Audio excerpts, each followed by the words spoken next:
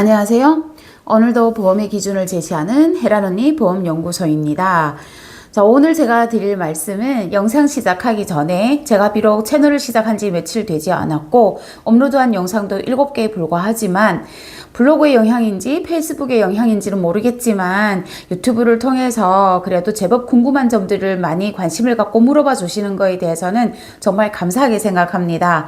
해서 앞으로도 보험을 이런 걸 준비하세요 라고 말씀을 드리는 게 아니라 보험을 준비함에 있어서 이런 부분은 꼭 챙기셔야지 됩니다. 이런 내용은 꼭 확인하셔야지 됩니다. 챙기지 않고 확인을 안 하시면 큰 손해를 보십니다 라는 이러한 맥락으로 앞으로도 지속적으로 영상을 올려드리도록 노력을 하겠습니다. 자, 오늘 그래서 그 질문 중에 한 가지를 제가 따로 영상을 찍어서 말씀을 드리고자 하는데요.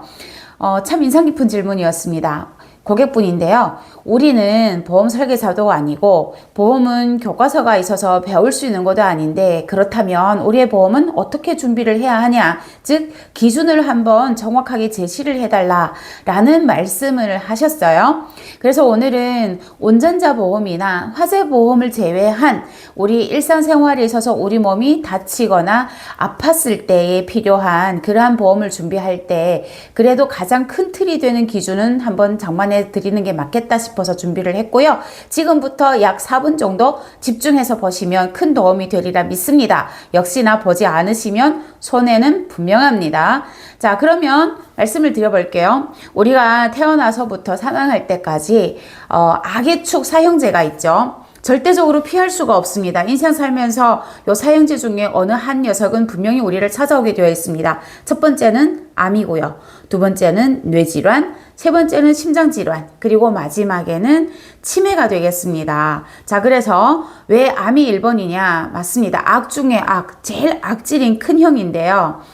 암은요, 우리를 찾아오게 되면은 당장에 어떤 큰 돈이 들어간다라기보다는 대부분 현재로서 지금의 기준으로는 암은 치료를 할 때 비급여 치료가 상당한 부분을 점합니다. 그래서 산정특례 적용을 받는다 하더라도 결국 효과적으로 몸이 덜 고달프게 부작용을 덜 겪으면서 빨리 회복되는 일상에 큰 영향을 받지 않고 진행할 수 있는 암 치료는 결국 비급여 치료라는 말씀이고요. 그리고 비급여 치료를 떠나서 또 암이라는 질병 특성상 재발이나 전이를 계속해서 반복하기 때문에 긴 시간의 치료를 필요로 하겠죠. 그래서 한 번 받고 사라지는 그러한 암 진단금도 당연히 필요하긴 합니다. 초기에 암 정밀 검사를 받고요. 진단을 받기 위해서 하는 그런 검사들이 비용이 만만치가 않죠. 그러고 나서 초기에 아무래도 다 잡아서 치료를 하는 게 가장 중요하다 보니까 치료 비용에서 큰 비용이 들어가는 것도 사실입니다. 그래서 암 진단금을 가입을 하지 말아라 라는 말씀이 아니라 예전처럼 비싼 암 진단금에 집중적으로 가입하신다고 큰 금액을 넣는 것보다는 적절한 암 진단금에다가 그것보다는 긴 시간을 비급여 치료에도 얼마든지 도움을 받을 수 있고 또한 반복적으로 재발이나 전이암에도 치료를 받을 수 있는 그러한 치료비를 꼭 준비를 하셨으면 제일 악의 축인 1번인 암은 이겨낼 수가 있지 않을까, 이겨낸다라기보다는 버텨내는데 훨씬 도움이 되시지 않을까 이런 말씀을 드리고 싶고요. 두 번째, 뇌질환 관련해서 말씀을 드리면요. 뇌질환은 대부분 생각하시기에는 뇌졸중이나 뇌출혈이나 뇌경색이나 이렇게 혈관 질환을 많이 생각은 하십니다. 실질적으로 혈관으로 인해서 발생하는 뇌질환이 많은 부분을 점하는 것도 사실이고요. 하지만 그 외에 어쨌거나 뇌질환은 신경계 질환도 포함이 되어 있기 때문에 물론 반복적인 치료와 오랜 기간의 이제 요양과 관리가 필요하다는 점, 그리고 뇌질환은 누구나 다 아시다시피 후유증이 남는다는 점, 이런 부분을 차관점을 두고 설계를 하신다라고 하면 뇌질환 진단금은 사실 큰 비용을 넣어서 가입을 하시기보다는 그 뒤에 긴 시간을 장기적으로 일상생활이 여의치가 않는 후유증으로 인해서 독립적인 생활이 쉽지가 않은 그런 요양 상태를 준비를 하실 필요가 있고요. 또한 혈관 질환이 많은 부분을 점하기 때문에 한 번만 막히고 한 번만 터지고 한 번만 좁아지라는 법은 없기 때문에 제발 혹은 또다시 반복되는 그런 내용에 대해서 준비를 할 수 있었으면 하는 그런 맥락에서 말씀을 드리고요. 그래서 암 진단금, 암 치료비에 이어서 뇌 질환 역시도 반복적인 수술과 치료를 요하는 그러한 질환이기 때문에 치료비에다가 좀 더 중점을 두셨으면 하는 말씀을 드리고 있습니다. 물론 후유 장애에 대한 부분도 꼭 준비를 하셨으면 좋겠고요. 자, 그리고 세 번째는 심장 질환인데요. 성인 10명 중 심장 질환이 발병을 하면요. 대략 심장질환 환자 중 10명 중 7명은 어쨌거나 혈관계 질환이고요. 그 외에 아무래도 이제 여러 가지 질환이 있고요. 그리고 익숙하게 요즘은 이름도 많이 들으셨지만 심근염, 즉 심장의 근육에 발생하는 질환은 대략 1에서 3% 정도의 발병률을 가지고 있습니다.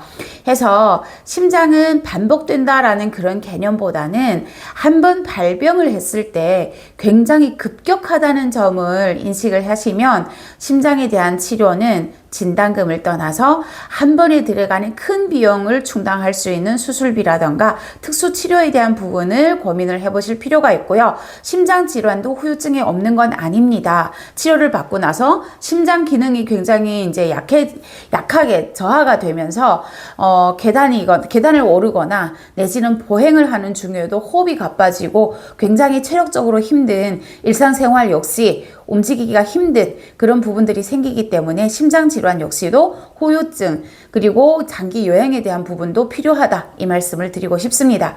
그리고 마지막으로 치매인데요. 치매 같은 경우는 참 잔인한 질병인 것 같습니다.